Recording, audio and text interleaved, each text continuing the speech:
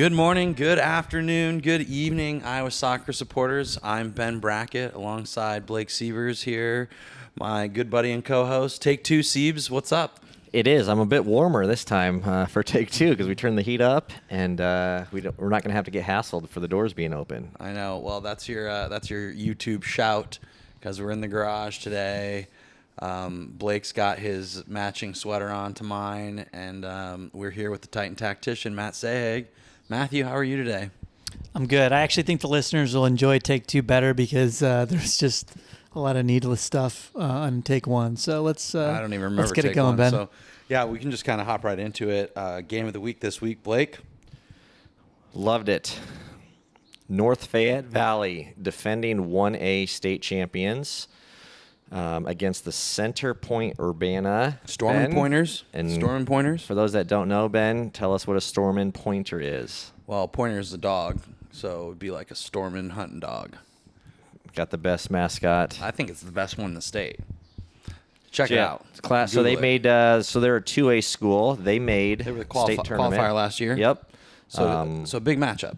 Yeah. Defending 1A champion against a 2A qualifier, and both schools lost a little bit, but good little deal. Ben, you want to say really quick people are asking, why are these guys covering this game? Just a quick rundown. Yeah, of course, yeah.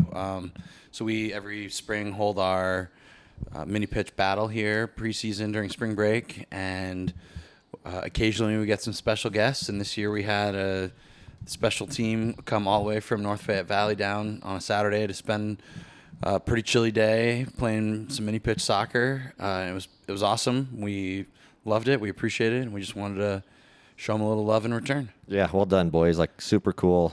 I reffed all their games, and it brought me back a little bit to when we were in high school, piling into the car, driving for a little road trip.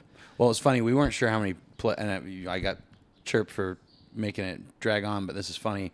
The boys, we weren't sure we were going to have any teams, and so they're calling me and Evan at like 8:30 or 9 in the morning, and they're like, "Hey, yeah, we're on our way."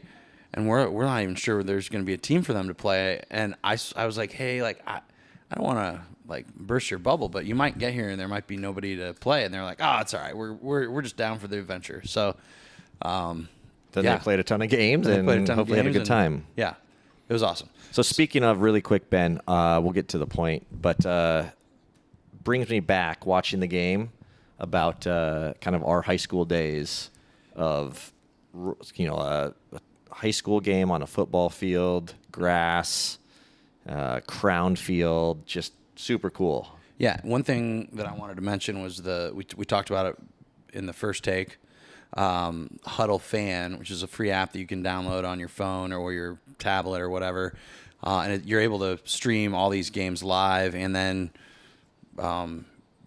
in the future as well. So we're able to watch this game today instead of driving 6 hours round trip to watch a quick 2-hour game. So for us, it was super cool. We know Matt's been using it a lot in his new role at Dowling. So I would just, if you're interested in watching more high school soccer, check it out. Matt? Yeah, for sure. And you can fast forward, you can rewind. I watched the Dowling Valley game on last night as well, and so there was I know there was a penalty kick late in the game that was almost scored. So I was hitting the back button. You can do it over and over again to see how close it was. So Huddle Fan is pretty cool, and anyone can access it. Awesome. Well, let's get to the game. We mentioned being able to see it on the screen, but it had a very, kind of old school high school vibe, or at least, kind of brought us back, right? Like I said, the high school stadium, the high school football stadium, the grass field, all that stuff. And ultimately, a pretty back and forth game, but one that really featured North Fayette Valley attacking a lot and really putting the pressure on Center Point. Yeah, and just to make the point about the grass, I miss the grass fields and the grass game and stuff like that. Obviously, everything's turf, and these are beautiful stadiums, but to me, there's nothing better than playing on grass. So it was cool to see that again. It's totally noticeable because it's totally different. Sorry, Matt, I didn't mean to interrupt you, but it shows technical deficiencies too, doesn't it? Or if you're good technically, because especially in the early spring when the grass is kind of coming in, not coming in, it's magnifies it both ways. I think so. I think there's an argument to be made that you can probably actually develop players better technically by playing with some unnatural, or maybe natural, I guess, surfaces that create some bumps and some situations that players have to figure out how to control the ball as opposed to just a clean bounce all the time. But yeah, the game was full of goals as you would expect from North Fayette Valley, who's, I understand, has scored just a ton of goals last year. Yeah, Blake said 110 last year. That's a lot of goals. When you think about maybe 15, 20 games, that's, 10 to 15 goals a game or something like that. Maybe 8 to 10 goals a game, whatever the math works out to be. But depends on how you do the math. So the first goal, though, was a really good one. And I think after watching it, I would say it's got to be one of the best goals of the year throughout any level, boys or girls, only because it's a team goal. At the end, the CPU is going to say, well, wasn't that great of a goal because our goalkeeper spilled it. And he did, but still the build up to it was really, really fantastic. And so I can kind of dissect it here if you'd like me to. We would like you to.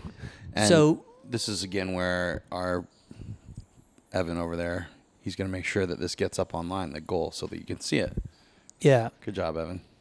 So the goal actually is good for a number of reasons, but they start actually defending a throw in. So you've got CPU's got to throw in about around midfield, and North Fayette Valley ends up winning it off the first pass or the throw in, and then stringing together probably 8 or 9 passes until they cross it, and then the goalkeeper drops it, and then the striker's there to finish it. But there's a number of different individual moments in the buildup that are really good. First of all, the left back for North Fayette Valley, as the ball is thrown in, is in a really good spot. He's about 2 or 3 yards off the receiving player. What that allows him to do is close the ball as it's thrown in, and then put enough pressure on the attacker so that he just has a poor first touch and he wins it. He then pokes it to the central midfielder, who doesn't have a direct line forwards, but creates an angle for himself to play it forward. So I think we'd see a lot of players either just, pass it out of bounds or try and turn and go backwards at that point. But this player was clever enough to shift it to his left, which created a gap between 2 players who were approaching the ball.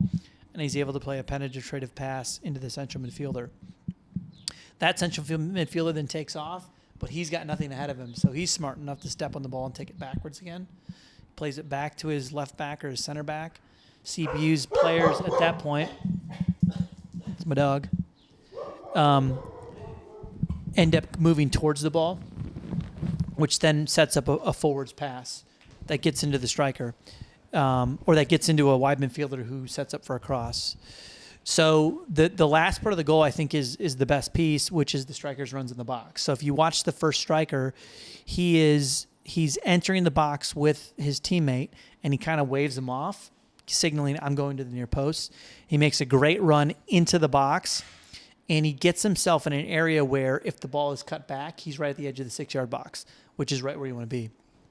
So it's not a great cross because the guy actually shoots it and tries to beat the goalkeeper, but the striker is rewarded for his run because the goalkeeper spills it and he's in the right area, the edge of the box, and he just has the easy tap in. But I don't think we see good runs like that often into the box and players filling the box, especially where you have build-up play like that. I mean, those guys had to hang out for a long time before they actually ran into the box. And so the timing of his run was really good. The communication with the striker was really good. And then he just kind of sits in a good area and really is rewarded for his play. So all in all, it's a really good team goal. I think it's probably a little bit too long to make goals of the week because our camera guy likes to cut goals down, as he did with what was a very good Dowling game winner against Roosevelt. You heard it from Norwalk, too. From Norwalk as well. Yeah. So I don't know, maybe he can fix that, or maybe we're just going to have 6 or 7 minute reels on Instagram, which will always also lose people's attention. Yeah. So anyway, it's a really good goal from North Fayette Valley, and it's got to be one of the best of the year so far. Perfect. So that rest of that first half, a lot of the play really in the attacking half of North Fayette Valley. And that, I mean, ultimately it kind of takes us to the second goal, doesn't it? Yeah. So the second goal is off. It's kind of like a totally opposite, right? It's much different because it's more of just what I would call a counterattack and a goal. So, but it's off of a goal kick from CPU. So what happens is CPU's got the goalkeeper sets the ball in the middle of the 6-yard box, and CPU's central midfielder just kind of sits in central midfield, and he's wide open, and so he's able to receive it probably 25 yards out from the goal kick and turn. And when he turns, North Fayette Valley is still a good 5-7 yards away from him, but he takes a bad touch and gets a little bit too far off his foot, and the North Fayette Valley player takes the ball off of him, and the ball kind of pops up in the air. And then the North Fayette Valley striker is standing there. He actually takes the ball out of the air and kicks it over his head. Gets the ball on the ground about the edge of the 18-yard box. Second striker's coming in. He lures in both defenders with his first touch, passes it wide, and it's an easy one-touch finish. The second striker receives the pass from the other forward, just side foots into the far corner, and then wheels off for a celebration that I noted. Hopefully, again, our cameraman can get that one because I've zoomed in on it. And so he does the Ronaldo celebration. It's a very emphatic Ronaldo celebration, though. Yeah, it's good. There's a YouTube plug. You won't be able to know what we're talking about unless you watch us on YouTube. It'll be great if Evan can actually splice this in, so everyone's going to be looking for it. To be fair to Evan, though, I think like the problem is what did he call it? What would you call it, Evan? The potato. The potato. It's a techie term. Yeah. So what do you call that? Just like the pixel size. The pixel size was not large enough or something like that. Anyway. Yeah. Well, anyways, yeah, stuff to work on. And then third goal penalty makes it 3-0, and off the Tiger Hawks go with a pretty big win, takes them to 3-0 on the year. Center Point-Urbana drops to 1-1-1. We've got those draws in there again, which I don't know. Have you started noticing that at all in the results, guys? The draws? Definitely. Yeah. Definitely. Any notable ones? On the girls' side, yeah. Yeah, Ankeny and Valley drew 0-0 this week. That was a big draw. And that's a big difference, if you think about it, because they were the ranked number 1 and 2 on bound rankings. And so, last year we would have had a winner. So if Valley wins that game, they flip it, but they're probably still number 2 now just because it was a draw. So I think it's a huge difference this year. Again, I don't like it as much. I'd like to see winners, but that's the way that everyone decided to go. Any other results we should mention just from the week, since again our producer is going to be popping up some a super fast pod on this one, so it's still relevant because I think the Tiger Hawks play again tonight. And I think I saw on the activities calendar that Center Point-Urbana has prom this weekend. Okay. Well, I love or homecoming. that, Homecoming. No, it's prom. Well, it's definitely not homecoming because homecoming's in the fall. Yeah. It's on Bound. They have all the activities. Yeah, I think like traditionally, just on Matt talked a little bit briefly about the girls on the boys' side. Kind of impromptu calling us out here, Ben. I like it. But Dowling's dropped a couple games. Iowa City West dropped a game. Johnston's dropped a couple. Dowling dropped one to my Tigers last night. They did. Ames is on a roll.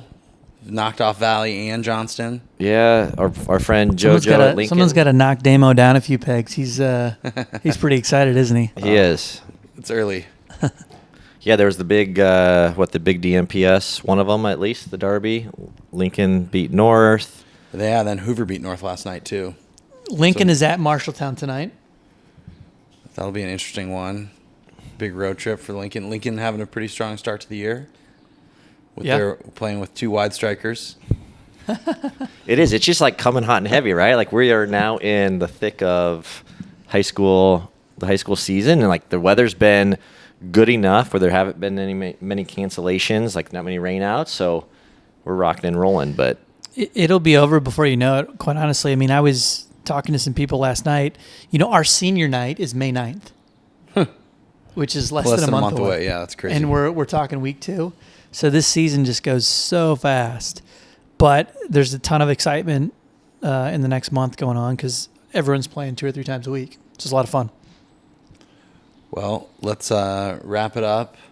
Congrats to North Fayette Valley, the Tiger Hawks, on a strong start to the season. And kudos to them for supporting our programming. We really like that. And hopefully we'll see you guys at the state tournament. Same with Center Point-Urbana. At the least, just because they've got the best mascot, the Storm Pointers. But hopefully they'll be playing some good stuff by the end of the year as well. What else you got, Siebes? Any ideas for Game of the Week next week? Slide into the DMs. Let us know. You support us. We support you. We love it. Titan Tactician, thanks for joining us. Matthew, it's always a pleasure. Good to be with you guys again. Shout out to Evan for taking our crap. But seriously, get that stuff sorted out. See you guys next week.